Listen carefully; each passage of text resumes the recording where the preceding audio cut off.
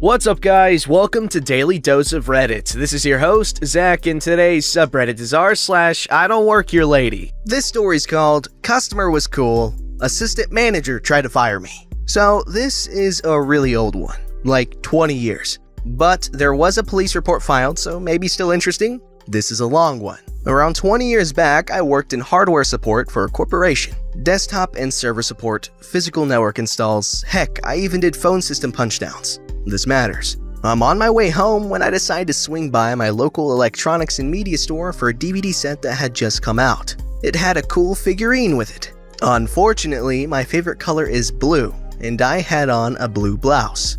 I had on slacks with my name tag and keycard flipped into my front pocket and a wee wallet stuck in there. Went in, grabbed my box set, and I am heading towards checkout when an older man asks if we have this network cable in longer lengths. His cart is just filled with different lengths of cable. His son and him were setting up a local area network. I told them I didn't work there, and then I added in that if they wanted to save some bucks, they could make the cables themselves, and went into a spiel about how to do it and what to get. He was super excited. Cool. I feel a tap on my shoulder, and I turn around to see some guy with a button-up and a manager's tag on. He was smiling and polite and asked me to come with him. Said he needed to ask me about something, so I went. We got to the area where the bathroom and water fountains were, and the smile dropped. Apparently, he had just started as the assistant manager 2 days before and had been waiting to talk to me. The exact wording is lost to time, but apparently he thought I was someone named Amber who worked there, and since I was late again, as well as advising a customer against the purchase, he was going to have to let me go. Apparently, he missed the "I don't work here" part. I explained I didn't work there, and as I was doing this, he interrupted me to ask why I wasn't wearing my name tag, which you would need back. And he reached down and grabbed my tag, which was attached to an elastic clip. He pulled, I dropped the DVD set, crack, and out came my tag, keycard, and wallet. So I cursed loudly because he is standing there holding a tag that clearly does not say Amber and is bleeding all over. He apparently cut himself when the clip snapped to him, at which point he said something about me scratching him with my nails, of which I didn't have because of work, plus I never touched the guy, and walks through the doors still holding my tag and keycard. I scoop up my wallet and went after him. He snatched a phone off the wall and is calling the police. So I'm yelling at this point, "Dude, give me my effing tag back!" The idiot assistant manager said, "I was just assaulted." Of course I freak. 911 operator probably thought he was being assaulted by the way I was yelling. Finally, I calmed down and just stand there with my arms crossed, refusing to move, with him holding my tag over his head like I am 5 years old. Police show up and we both tell our stories. The older cop pulls him off to the side, then me. Finally, both the cops, him, and I are all standing there. His story is that it seems I was trying to steal the DVDs and I had assaulted him when he tried to stop me. The older cop simply asked him, "Why are you holding your tag?" The assistant manager looked down at his hand, still bloody, and he starts stammering that he took it so I couldn't leave. Manager has now shown up and I tell my story again. He looked like he had swallowed a bug. Cop asked about the employee Amber. Sure enough, she was already on the floor. It seems the fact that I knew Amber had a habit of being a few minutes late convinced both the cops and the manager. I did press charges. If he had done that stupid crap and then had just apologized, it would have been one thing. But he was clearly feeling big in the britches, and when he made a mistake, decided to lie. It always blows my mind how the entitled parents or whatever it is that we're reading about, it always blows my mind how they call the police and then lie about what happened, as if it's impossible to set the record straight. That's so stupid. Because you know what? You just guaranteed yourself some trouble for lying to the police. And the police's annoyance for their time being wasted, as well as the wrath of the person they called the cops on and lied about. Idiots! Then again, maybe I'm stupid for expecting them to think things through? I don't know. This story's called, "I Don't Work Here, But My Doppelganger Does." Usually, I just read the stories, but while sorting some clothes, I remembered a story from a few years back. I'm a regular shopper at insert store chain, and my closet is full of clothes from there. I normally wear basic black and a sweater or something on top. So one fateful day, I am on vacation in another city far from home, and got to store to buy some new tops. Here's the cast. There's me, store manager, and my doppelganger. Doppelganger, what are you doing? Get back to the men's section and stock up those pants. I continue looking. Store manager grabs my shoulder to turn me around. Are you ignoring me? What's with that attitude? Back to the men's section and stock up those pants! I, being the extremely emotional and sensitive person I am, stare back in shock and start crying. What? Oh, don't you start crying, that doesn't work on me! I'm trying to hold back the tears and speak. But I'm not doppelganger, I don't work. At this point, people are looking and whispering. Of course, yeah, stop pulling this crap on me and get to work. Enter doppelganger. Store manager, I'm done with the rest. What are you doing? Doppelganger looks at store manager, looks at me, I look at doppelganger. Store manager looks from me to doppelganger to me. Not only did doppelganger and me look very similar, we could have been twins. Except I have birthmarks on my face and she didn't. But we also coincidentally wore the same set of clothes, except the shoes. Store manager unhanded me and apologized. Apparently, doppelganger started working there not long ago, so she didn't recognize the small differences. I calmed down a bit and just left. Later at the food corner of the mall that the store was in, I met doppelganger again. She apologized again for store manager's behavior and told me people already complained about her and that she wasn't really popular around the other employees either. We exchanged contact information and saw each other a few times after, but sadly, we drifted apart. But yeah, that wraps up the story of how I had my very first I don't work here story and found my doppelganger. Thanks for listening. Bye. But wait, there's more from me. Okay, is it just me or did the Redditor here get shafted? Because, you know what? A manager grabbed and screamed at a customer. Okay, she could get free crap for life or something. I'm sure she could have sued for emotional damages or something. I don't know, assault? But clearly the Redditor here is not one to extort people, but still, that's a pretty interesting story. Like the number of coincidences here? Amazing.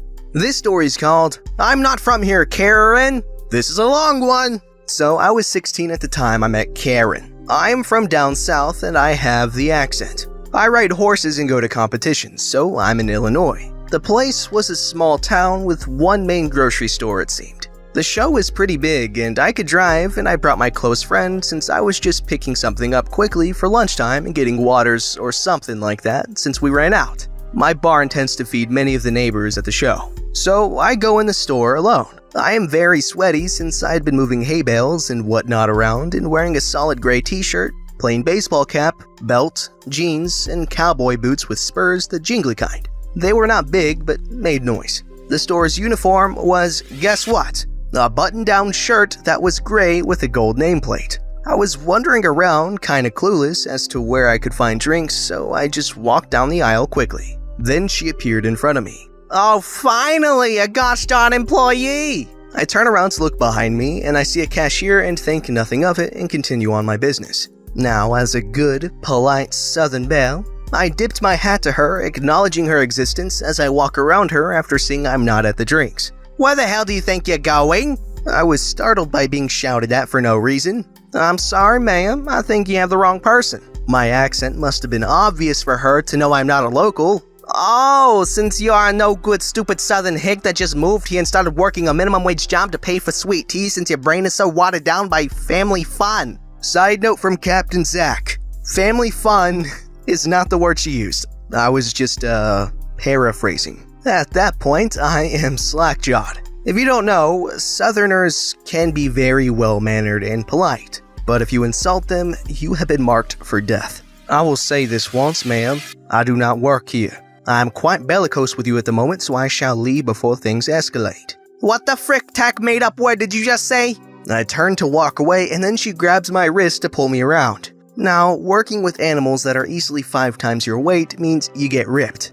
I yanked my wrist free and pulled my shoulders back, and standing straight, I am taller than her. Go the flippity-doo-dah on, lady. I am giving you a warning. Don't push it or I will chuck you like a sack of feed. I left to get the drinks, and I thought she got the message. My friend, who was a year and a half younger, but I only came to his shoulder height, and was a big-time wrestler and football player and a horse rider, so he was pure muscle. He came in because I was taking so long, and we were in checkout. There she is, that no good stupid bench. She pointed at me, and you could see the confusion on the management's face. I went ape feces. Who in the gosh darn hell thinks just because someone has a southern accent is stupid? I will have you know, you insufferable human being, I am a straight-A student with AP classes and a member representative for my school in my state. You have the audacity to come in here and demand— Friend set his hand on my shoulder to get me to simmer down. What seems to be the problem? I think there has been a mistake. No, she assaulted me and threatened me. Sir, I only pulled my arm away from her grasp, and I did threaten her after she came after me. Okay, one moment. I will check the security footage and we will settle this. So we all go to the back room, and while manager is checking the footage, Karen starts to insult me once more, saying things along the lines of, "I will show you, you dumb floozy." I am very upset, and friend is struggling to stay quiet. I can see it in his face. Finally, Karen says, "Probably when your mother was getting knocked up by her brother, he loved her so hard he knocked a few screws loose in your head." Friend bust open the door of the room with manager. Please, for the love of all that is holy, get her out of here. He grabbed Karen and slung her in with manager. I'll whoop her hiney if I hear one more crappy thing about my girl. I was surprised at that statement, and that was the best thing about the trip. Oh, okay, I am so sorry, but I owe you an apology. Thank you. Not you. I just want to get the drinks and get back on my horse, please. You can have it at half price. I am so sorry for this inconvenience. Not at all, sir. I happily went on my merry way with my drinks and friend while Karen was screaming at the manager about everything. I guess you could say our Redditor was well suited for this encounter, given that she's used to dealing with cows. This story's called Today I Fudged Up by Teaching My Daughter How to Say Mom. Happened yesterday, don't shoot. First, you need 2 points of reference for background. I'll try to make this short. My daughter is 3, going to be 4 in January, and she is in a special needs preschool for kids like her. She's autistic. There is a wide range of kids on the spectrum in this class, and in some ways, she's more high-functioning. In some ways, she isn't.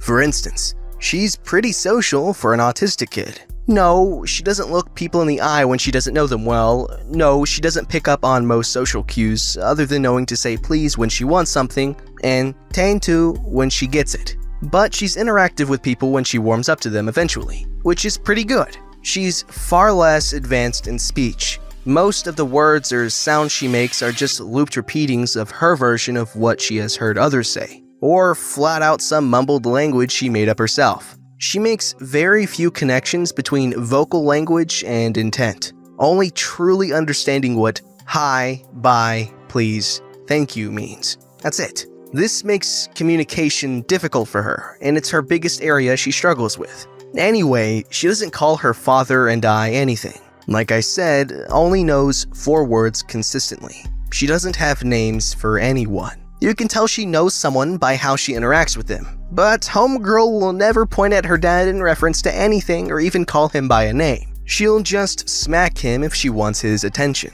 Yeah, she's sweet, which also brings me to my second point. She is very sweet, but she is a very rough child. Understandable, I was a rough kid when I was younger too. But I know what rough and gentle mean. I knew if I hurt someone or broke something, I understood what that meant and how it happened. She does not. At all. She knows nothing of her strength, and this kid has legitimately knocked me out before. Another tale for another day. She goes to school in the afternoons, and yesterday morning we were getting her ready and watching some music videos when my darling child decides she wants some juice. She takes her cup to her dad and smacks him to get his attention, and he tells her, "Go ask your mom," and points to me. A practice we use regularly, hoping she'll pick up on the correlation of words. And then she says it. "Mom!" Perfectly even, loud and proud while looking directly at me. It sounds like music to my ears. A name I've been waiting to be called since I almost died giving birth to the little spawn. And I was so overjoyed. "Yay!"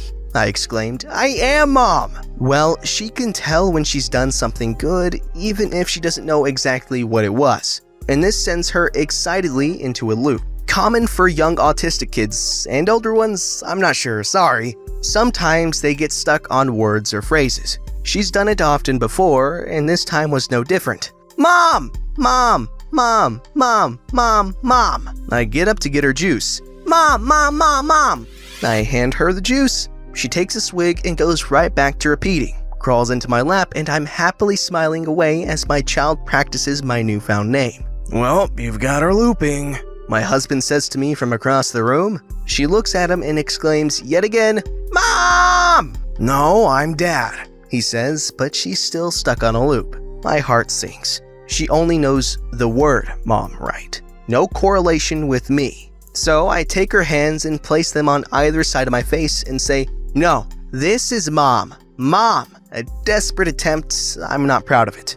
Her smile gets really wide and she picks up her hands and smacks them back down in the same spot. Hard. "Mom!" Her looping eventually slows down as the excitement of getting ready to go to preschool draws near. We send her off, still throwing out a "Mom" here or there, but pretty calm. 2 hours later, I get a phone call from the school. Apparently, my precious little womb nugget, bless her heart, was running around school, smacking everyone in the face and calling them mom. I was told she didn't seem to be doing it maliciously. She never is. She's usually only rough on accident. But that they were having issues getting her to stop and asked what we did at home to help her focus her brain. I gave the teacher a few tips on redirection and hung up mortified. Oh no, you see, kids are really, they're a lot of work. However, special needs children I can imagine being multiple times the workload. Getting your average child to stop doing something that they really like doing is quite the monumental task. But I can only imagine the number of headaches this poor mom is gonna get. Alright guys, here we have a riveting tale called "Today I Freckled Up by Telling Someone He Had Something on His Trailer Dragging." Happened this morning, about 5 hours ago.